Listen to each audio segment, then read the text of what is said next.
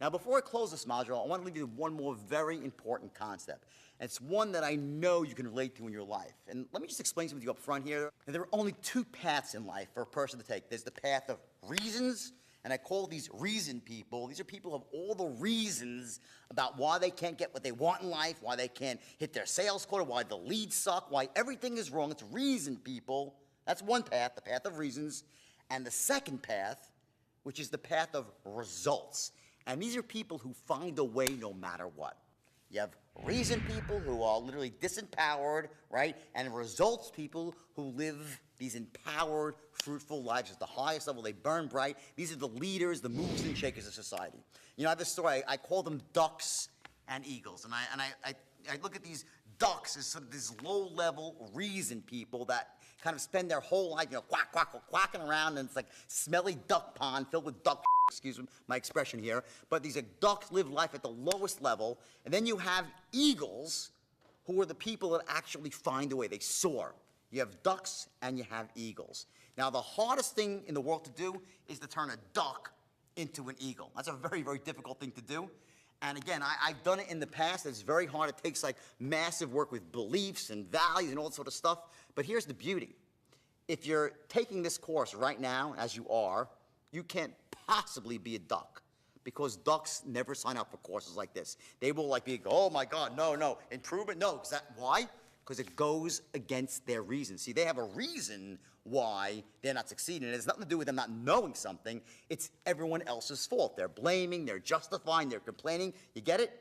Reasons versus results, ducks versus eagles. And again, I want you to nail this ducks-eagles concept into your psychology here, because if you ever see yourself in the moment taking on a duck-like mentalities, which starts with this impossibility notion of what can't be done, you've got to change it immediately. You've got to snap out of it. I mean, there are ducks everywhere, and I despise them. You can sniff them out a mile away because they spend 90% of their day wallowing around in this giant duck pond filled with all the other smelly ducks quacking away with that reason after reason after reason of why they can't get what they want in life, why they can't get things done.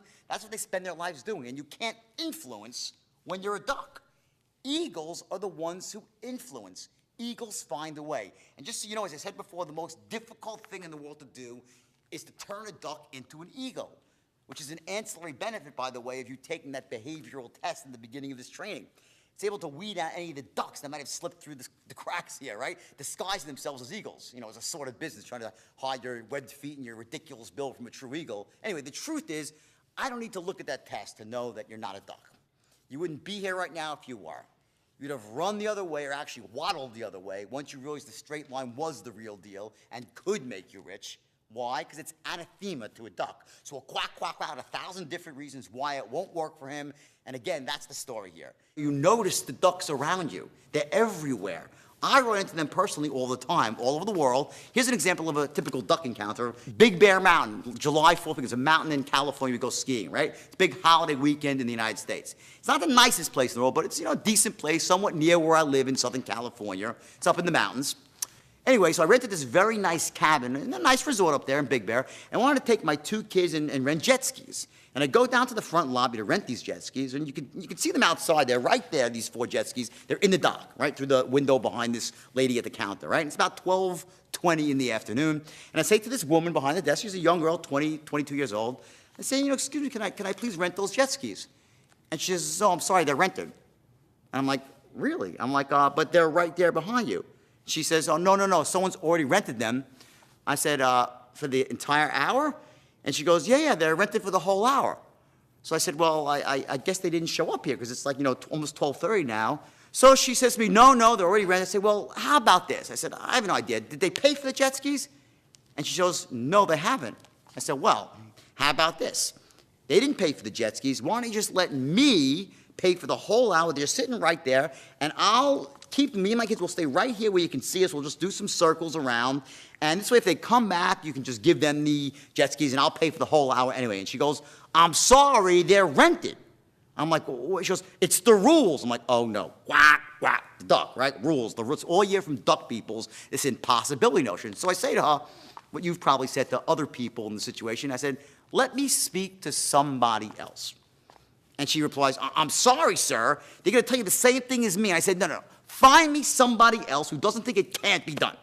So just find me someone who believes a possibility. So she's like, oh, fine. And she's like, hold on. And she starts walking behind these double doors. And I say, stop. Don't move. And she's like, what? I said, don't go behind those double doors. And she says, why not? I said, there's a duck pond back there. More ducks. I said, go upstairs and find me an eagle. She looked at me like I was crazy. Anyway, the hotel manager came down from upstairs, and sure enough, boom, I got my jet skis in 2 minutes flat because she was an eagle. And this is how the inner game melds with the outer game. See, if you see yourself going into that duck-like mentality ever, especially if you're in front of a prospect, you got to break out of it. You know, understand this. I know there are no ducks in this training program. You're not a duck, I get that. But what happens is very often as eagles, through the trials and tribulations of lives, we get our wings clipped. Some bad stuff happens, some mistakes, either our own fault sometimes or no fault of our own. Some things happen, bam, you get your wings clipped and you start developing this impossibility notion. You start focusing on the reasons of why you can't get ahead in life, you can't get what you want, and your wings are clipped and all of a sudden you start acting like a duck. You're still an eagle. The bottom line is this. From this module, your path starts here to being the highest, the best eagle you could possibly be. Your brain is constantly weighing these options and choosing a path to you every second of the day. And if you're not moving towards your goal, it's because your standards are not aligned with your actual vision. It's creating some disconnect. You've got to get out of your comfort zone to really succeed in life and to take your sales, your income, and all the areas of your life that are important to you to take them to the next level. You can't let yourself be comfortable with where you are right now and settle for a life that's anything less than you're fully capable of living.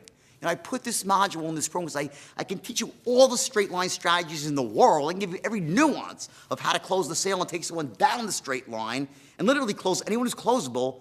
But if you don't have the inner game stuff, those inner game elements lined up, if you don't have your standards at the highest level to match your vision and that determination, your why to see things through, you're simply not going to follow through for the long term.